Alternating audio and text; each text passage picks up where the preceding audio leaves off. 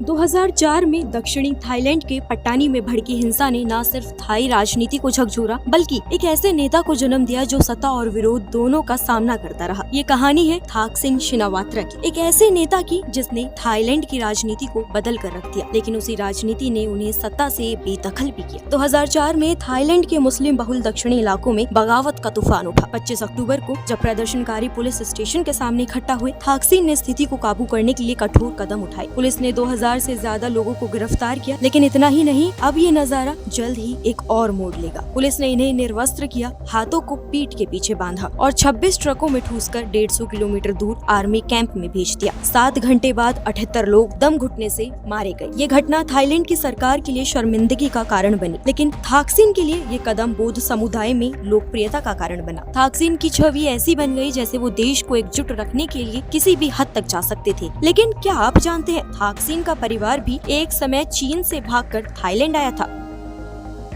1850 में चीन में एक धार्मिक नेता होंग शिवचान ने किंग राजवंश के खिलाफ बगावत छेड़ी। सेंग साइखू थाकसिन के पूर्वज ने उस समय सियाम, जो कि अब थाईलैंड है, वहां आकर रेशम का कारोबार शुरू किया। उनका परिवार धीरे धीरे सियाम के समाज में घुलना मिलना शुरू हुआ और 1938 में उन्होंने अपना नाम शिनावात्रा रखा। नाम बदलना एक महत्वपूर्ण कदम था थाई संस्कृति में समरसता की ओर।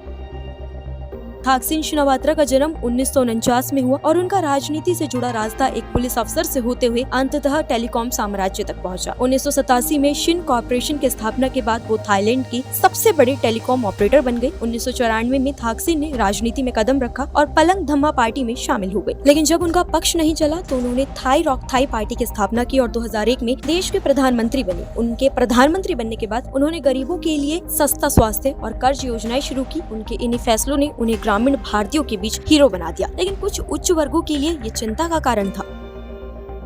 2003 में उन्होंने ड्रग्स के खिलाफ एक सख्त मुहिम शुरू की, जिसे वॉर ऑन ड्रग्स नाम दिया गया, लेकिन इसमें 2500 से ज्यादा मौतों का आंकड़ा आया, जिसने मानव अधिकारों पर गंभीर सवाल उठाए। लेकिन जब उन्होंने सिंगापुर की एक कंपनी को अपने टेलीकॉम साम्राज्य की हिस्सेदारी बेची तो विरोध तेज हुआ। ये घोटाला और भ्रष्टाचार के आरोपों का कारण बना। पीपुल्स अलायंस फॉर डेमोक्रेसी की येलो शर्ट्स आंदोलन ने थाकसिन सरकार को घेर लिया।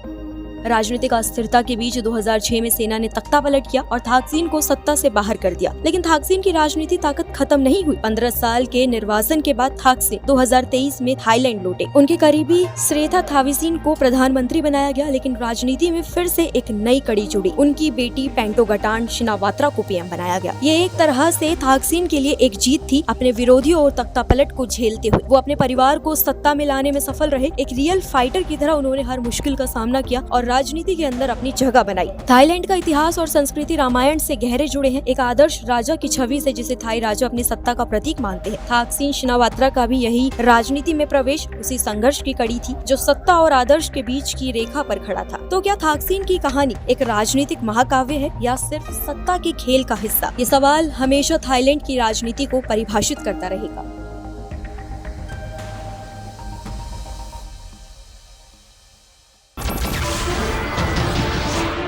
नमस्कार, मैं हूं मानक गुप्ता।